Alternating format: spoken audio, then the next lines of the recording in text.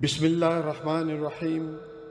بہنوں اور بیٹیوں والوں غور سے سنو، یاد رکھو بیٹیاں اور بہنیں بڑی ہی قیمتی ہیں جو اپنے والدین اور بھائیوں کا مرتے دم تک خیال رکھتی ہیں اور انہیں دعائیں دیتی ہیں۔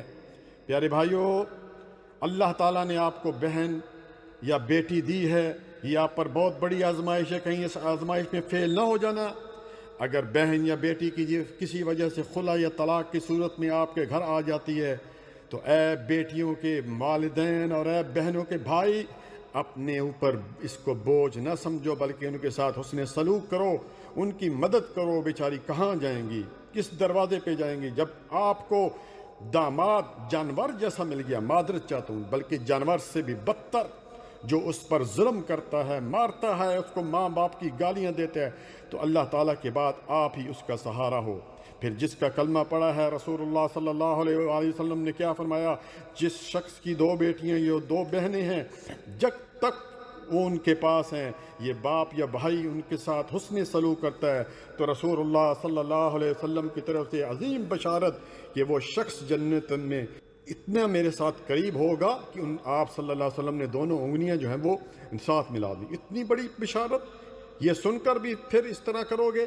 یہ حدیث سلسلہ صحیح حدیث میں ہے اور حدیث نمبر 126 ہے، 1026 ہے۔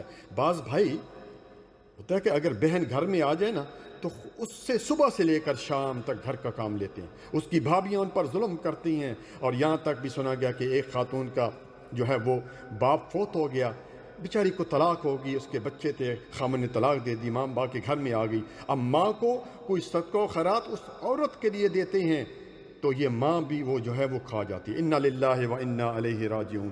اور بھائی تو کہتے ہیں یہ ہم پر بوجھ ہیں، ہم اپنے بچوں کو پالیں کہ ان کو پالو؟ شرم کرو، شرم کرو، شرم کرو۔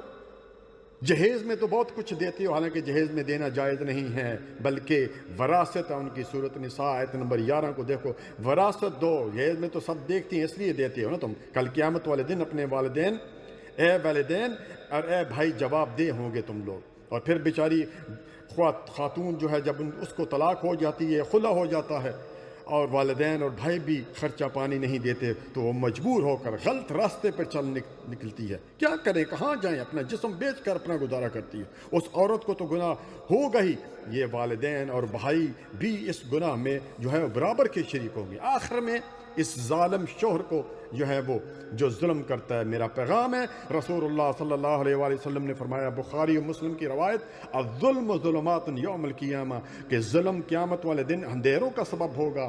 آپ صلی اللہ علیہ وآلہ وسلم نے فرمایا، جو دنیا میں کسی کے ساتھ ظلم کرتا ہے، قیامت والے دن ظالم کی یہ تمام نیکیاں لے کر مظلوم کو دے دی جائیں گی، اور اگر نیکیاں اس کی ختم ہو گئی اس ظالم کی، تو مظلوم کے جو گناہ ہیں اس پر ڈال کر اس کو جہنم میں پھینک دیا جائے گا۔ آئیے آخری حدیث سنتے ہیں، رسول اللہ صلی اللہ علیہ وآلہ وسلم نے کیا فرمایا کہ خیرکم خیرکم لأہلہ، تم میں بہترین وہ شخص ہے، تم میں سے بہترین وہ شخص ہے، 2 دفعہ فرمایا، جو اپنے گھر والوں کے لیے، اپنی بیوی بچوں کے ساتھ جو ہے اس کا سلوک اچھا ہے۔ وَأَنَا خَيْرُكُمْ لِأَهْلِي، اور میں محمد صلی اللہ علیہ وسلم اپنے گھر والوں کے ساتھ بہترین ہوں۔